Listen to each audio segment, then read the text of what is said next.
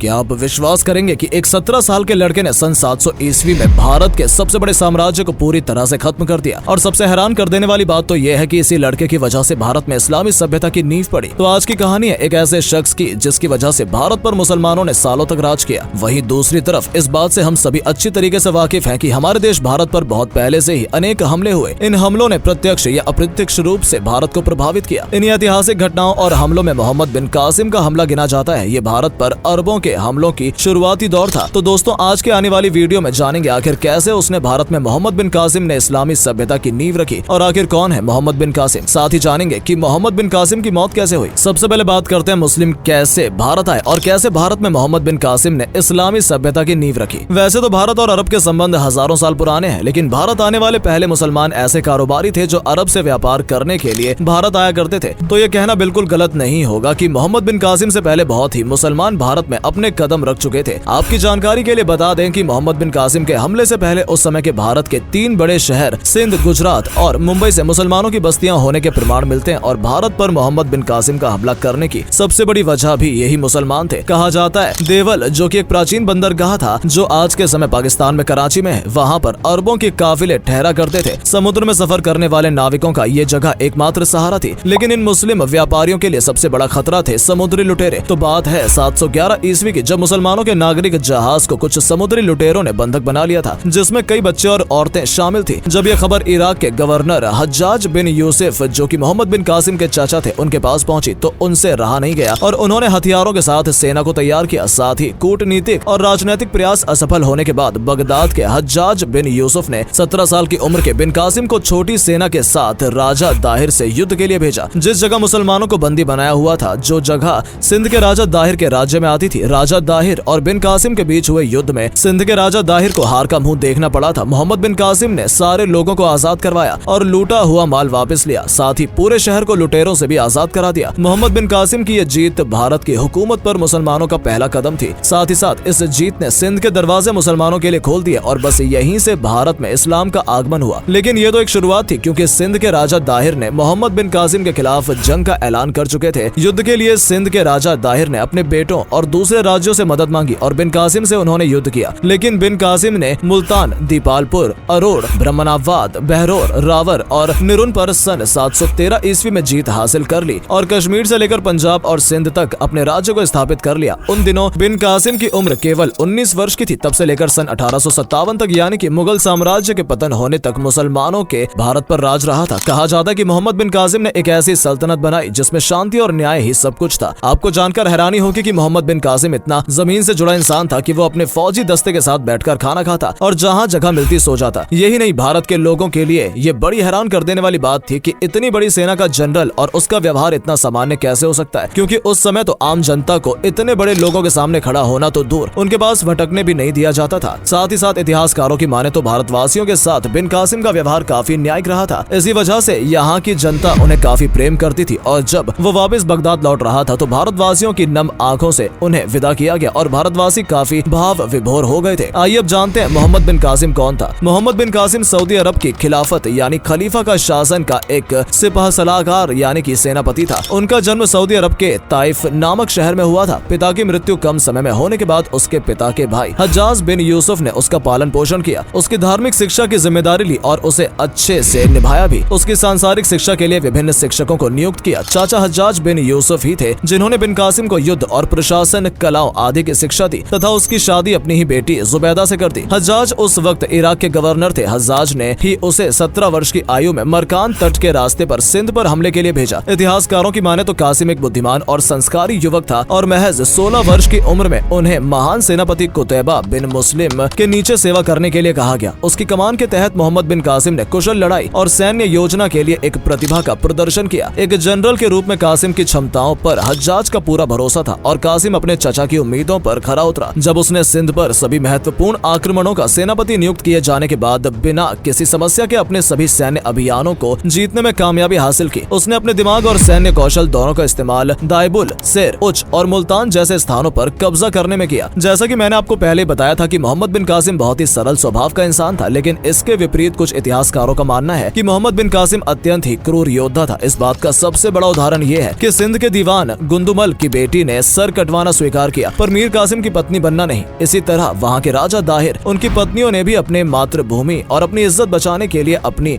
जान दे दी। सिंध देश के सभी राजाओं की कहानियां बहुत ही दुखदाई हैं। आज सिंध देश पाकिस्तान का एक प्रांत बनकर रह गया। राजा दाहिर अकेले अरब और ईरान के दरिंदों से लड़ते रहे, उनका साथ किसी ने नहीं दिया, बल्कि कुछ लोगों ने उनके साथ गद्दारी की। एक तरफ तो मोहम्मद बिन कासिम को कुछ इतिहासकारों के द्वारा नेक दिल इंसान बताया गया है, वहीं दूसरी तरफ कुछ इतिहासकारों के द्वारा तानाशाह प्रवृत्ति वाला इंसान। खैर, इन बातों में कितनी सच्चाई है ये आज भी विवाद विषय है, लेकिन अब सबसे बड़ा सवाल आता है कि मोहम्मद बिन कासिम की मौत कैसे हुई। इस बारे में दो घटनाओं का वर्णन मिलता है। एक घटना के अनुसार चचनामा नामक ऐतिहासिक दस्तावेज अनुसार कासिम ने जब राजा दाहिर सेन की बेटियों को तोहफा बनाकर खलीफा पास भेजा और जैसे ही वो दोनों खलीफा के सामने गईं तो उन्होंने खलीफा से कहा कि मोहम्मद बिन कासिम ने पहले ही उनके साथ शारीरिक संबंध बना लिया है। खलीफा ने इसे अपना अपमान समझा और आदेश दिया कि मोहम्मद बिन कासिम की बैल की चमड़ी से बांधकर खलीफा के सामने पेश किया जाए। खलीफा के सैनिकों ने भी वैसा ही किया, लेकिन जब मोहम्मद बिन कासिम को खलीफा के सामने लाया गया तब तक दम घुटने की वजह से उसकी मौत हो चुकी थी। लेकिन बाद में खलीफा को पता चला कि दाहिर की बेटियों ने झूठ बोला था, तो उसने तीनों बेटियों को जिंदा दीवार में चुनवा दिया। वहीं दूसरी घटना में ईरानी इतिहासकार बालाजुरी के अनुसार कहानी अलग थी। नया खलीफा हज्जाज का दुश्मन था और उसने